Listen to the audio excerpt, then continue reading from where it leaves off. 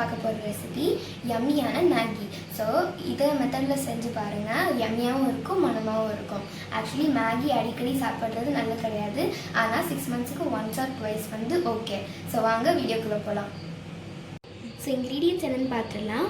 ஒரு medium size தக்காளி, ஒரு பெரிய சைஸ் வெங்காயம், 1/2 கப் பீன்ஸு, 1/2 கப் கேரட், இது எல்லாத்தையும் நாங்கள் சாப் பண்ணி வச்சுருக்கோம். 1/2 கப் காஞ்ச பட்டாணி வந்து ஊற வச்சுட்டு அதுக்கப்புறமா உப்பு போட்டு பாயில் பண்ணியிருக்கோம். உங்களுக்கு பச்சை பட்டாணி கிடச்சா கூட அதை சேர்த்துக்கலாம், அது இன்னும் சுவையாக இருக்கும். பட்டை, கிராம்பு, பிரிஞ்சி இலை, அப்புறமா ஸ்டார் அனீஸ் வந்து ஒன்று எடுத்திருக்கோம்.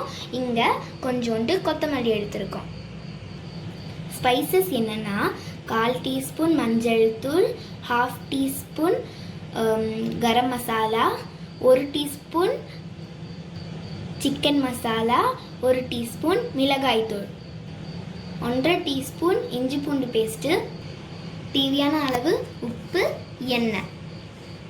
நாங்கள் இப்போது 3 பேக்கெட் நூடுல்ஸ் எடுத்திருக்கோம். மஸ்கட்டில் இண்டோமி நூடுல்ஸ் வந்து ஃபேமஸ். உங்களுக்கு என்ன நூடுல்ஸ் கிடைச்சாலும் நீங்கள் எடுத்துக்கலாம். ஒரு இண்டோமி பேக்கெட்டுக்கு வந்து 1/2 கப் தண்ணி. நாங்கள் இப்போது ஒரு ஜக்கில் 4/2 கப் தண்ணி எடுத்து வச்சுருக்கோம். இப்போ அடுப்பில் ஒரு எண்ணெய் சட்டியை வச்சு அதில் 4 டேபிள் ஸ்பூன் எண்ணெய் ஊற்றிருக்கோம். இப்போ நம்ம கிராம்பு, பட்டை, பிரிஞ்சி ஏலக்காய், அப்புறமா ஸ்டார் அனீஸ் வந்து சேர்த்துட்டோம். பட்டை, கிராம்பு, ஏலக்காய் ஃப்ரை ஆனோன்னா நம்ம வெட்டி வச்சுருந்த ஆனியன் போட்டு வறுக்கணும். வெங்காயம் நல்லா வதங்கினோன்னே தக்காளி போட்டு வதக்குங்க. வெங்காயம் தக்காளி வதங்கிடுச்சு. இப்போ நம்ம இஞ்சி பூண்டு பேஸ்ட்டு சேர்த்துக்கலாம்.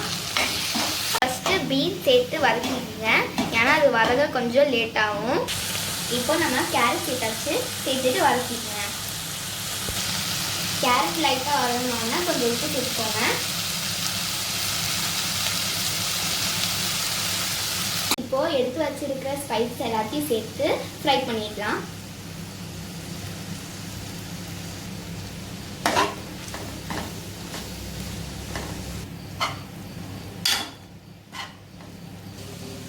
மேகி பேக்கெட்டு கூடவே ஒரு மசாலா கொடுத்துருப்பாங்க, அதையும் சேர்த்துக்கோங்க. 4/2 கப் தண்ணி சூடு பண்ணி வச்சுருக்கோம், அது சேர்த்துக்கிறோம்.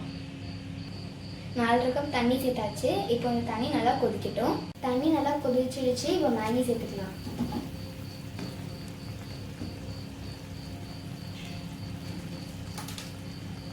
மேகி இப்போ நல்லா வெந்தாச்சு. இப்போ நம்ம வேக வச்சுருந்த காஞ்ச பட்டாணியை சேர்த்துக்கலாம்.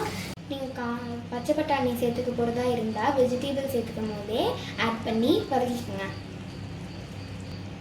லாஸ்ட்டாக நம்ம வந்து கொரியாண்டர் சேர்த்து மிக்ஸ் பண்ணி அதுக்கப்புறமா ஸ்டவ் ஆஃப் பண்ணி வெளில எடுத்துடலாம். சுவையான மேகி ரெடி. இப்போது சுவையான மேகி ரெடி ஆகிடுச்சு. இதை வந்து நீங்கள் ட்ரை பண்ணுங்கள். உங்களுக்கு இந்த ரெசிபி பிடிச்சதுன்னா லைக் பண்ணுங்கள், ஷேர் பண்ணுங்கள், கமெண்ட் பண்ணுங்கள். மறக்காமல் சப்ஸ்கிரைப் பண்ணிவிடுங்க. அதுக்கப்புறமா பெல் ஐக்கானையும் கிளிக் பண்ண மறக்காதீங்க. Thanks for watching. Bye.